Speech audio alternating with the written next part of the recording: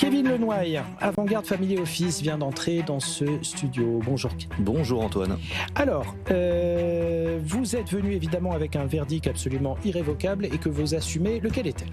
Oui, je l'assume totalement et je dis que les obligations, aujourd'hui, elles rassurent beaucoup plus qu'elles ne protègent.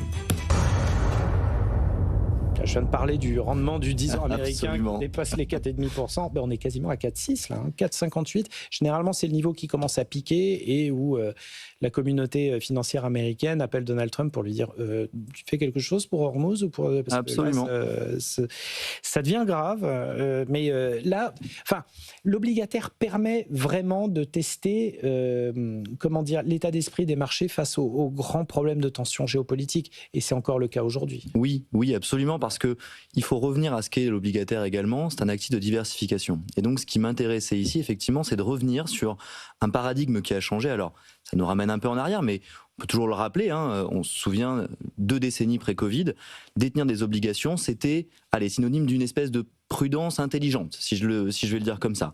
Des rendements qui étaient corrects, une faible volatilité, et puis ça nous intéresse aujourd'hui dans le conflit iranien, une espèce de protection justement contre le risque, notamment un risque géopolitique.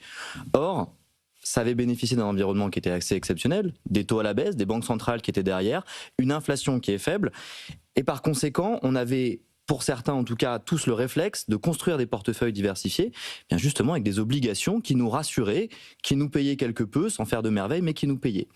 Et aujourd'hui, face à ce réflexe, la situation au Moyen-Orient, comme l'a fait l'Ukraine, en réalité il y a quelques années, mais c'est une nouvelle corde de rappel, elle détériore complètement justement cette construction. Une inflation qui augmente, des chocs qui sont des chocs énergétiques, donc des chocs d'investissement massifs à venir potentiellement, des taux réels, c'est-à-dire des déficits également qui sont mis sous pression, et donc ça signifie que cette diversification, globalement, elle ne fonctionne plus. C'est tout le paradigme finalement obligataire qui s'effrite. C'est une vraie problématique. Wow. On peut le voir sur le segment peut-être souverain, vous en parliez juste avant effectivement qu'on intervienne, on le disait. Sur le souverain, les obligations d'État, sur le Moyen-Orient, elles n'ont pas vu leur taux baisser, elles n'ont pas joué leur espèce de rôle de valeur refuge, bien au contraire, les taux ont augmenté. On regarde typiquement les taux européens, très significatifs. Le 10 ans allemand reste perché au-delà des 3%, on n'arrive pas à revenir en dessous. Et puis, vous l'avez très bien dit, la courbe longue américaine souveraine, elle-même n'arrive pas à revenir. Je me souviens, il y a encore quelques mois, on parlait d'une décrue sous les 4%. Ça nous semble être maintenant une espèce de un vieux souvenir, une petite Madeleine de Proust, on va le dire comme ça. Ça pose une vraie problématique dans les gestions ALM, mais aussi dans les portefeuilles, encore une fois, diversifiés. Hausse des déficits publics, hausse de l'inflation, on va avoir des besoins massifs d'investissement. On le voit, tous les gouvernements aujourd'hui sont à la peine. On parlera peut-être de la situation au Royaume-Uni. Bref, cette situation souveraine aujourd'hui, elle ne nous intéresse plus. Il y avait un palliatif à ça, assez naturel, et on se disait, globalement, ce que l'on peut faire, quand on considère que les taux comme ça en absolu, ils sont intéressants, regardons le corporate. On regarde sur la même période les obligations corporate.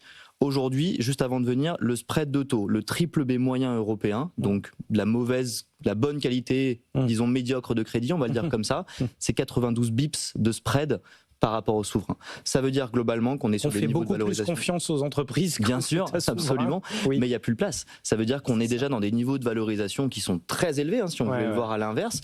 Et puis il y a un autre élément, je crois qu'on en avait parlé il y a quelques semaines, c'est que globalement sur les moindres hausses de spread que l'on peut avoir, on n'a plus de liquidité sur ce papier corporate. Pourquoi ? Parce qu'on en cherche tellement qu'on est sur un marché qui est sec. Donc globalement aujourd'hui, cette diversification obligataire, elle nous pose, disons-le, quelques problèmes. Bon, il y a ça, il y a les perspectives d'inflation, et au milieu de ça, les banques centrales qui sont complètement paumées, parce que la BCE, a priori, le mois prochain, resserre légèrement son étau monétaire de 25 points de base. La Fed, on ne sait pas, mais globalement, on a une croissance, là, ça commence vraiment à piquer, et puis l'inflation qui revient, là, du côté des derniers chiffres américains, il y a vraiment de quoi s'inquiéter. Ça laisse augurer d'une fin d'année très, très, très incertaine. Très incertaine. Évidemment, c'est le très bon terme, c'est-à-dire aujourd'hui, on ne parvient pas à répondre à la question est-ce que ça va être compliqué ou pas. En fait, on ne le sait pas parce que le marché est très accommodant sur plein de points, que ce soit le point action et le point obligataire. On continue de voir encore une fois des spreads qui ne s'écartent pas. C'est intéressant, mais effectivement, on rajoute des éléments très difficiles dans la machine. Vous le dites très bien, sur les banques centrales, va se poser une vraie problématique. 2022-2023, parce que souvent on prend cette comparaison un peu ukrainienne, on n'était pas dans la même difficulté. Souvenons-nous qu'on partait de taux en réalité de référence de banque centrale qui étaient beaucoup plus bas. Donc en l'occurrence, la réaction, elle a été violente On pourra juger si elle était trop violente ou pas, l'histoire nous le dira, mais en tout cas, on avait des niveaux de démarrage qui étaient relativement faibles.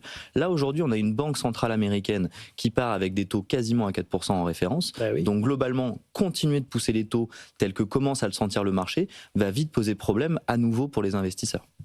Bon, on va quand même être un petit peu opportuniste et parler des bonnes affaires à faire. Vous parliez du corporate, mais finalement, à arbitrer, ça peut être la bonne pioche du moment, à savoir de la bonne obligation longue NJ qui rapporte du rendement, des sociétés, je sais pas, d'infrastructures, etc., de la dette longue, de sociétés qui sont engagées sur des projets de plusieurs années.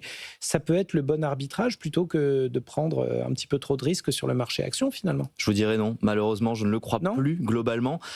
Encore une fois... Pour des questions de valorisation. Pour des questions de valorisation, et même pour des questions de taux réel, encore une fois. Ouais.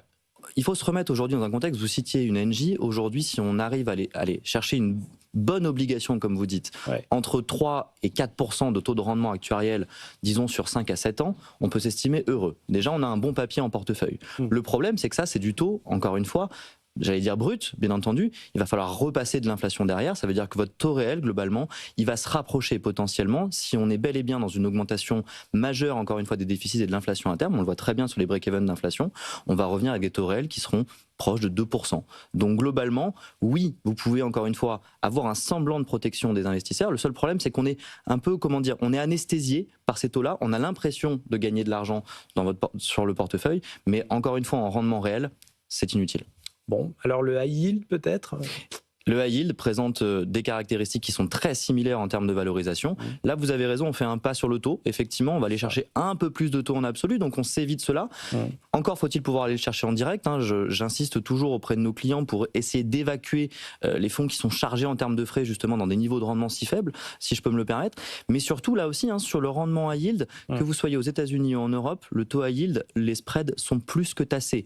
Et c'est un vrai problème, cela, parce que quand vous avez une crispation économique ou financière, la corrélation entre le high yield et le MSCI World, elle est quasiment de 1 pour 1. Ça signifie que si vous espérez vous protéger avec du high yield, mieux vaut le sortir. Donc en l'occurrence, non, je vous le confirme, le marché obligataire, circulé, il n'y a plus rien à voir aujourd'hui.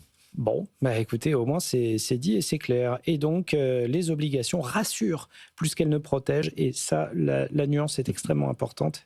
Et vous nous avez mis le nez dessus et vous avez eu bien raison, Kevin Lenoy, Avant-Garde Family Office. Merci infiniment.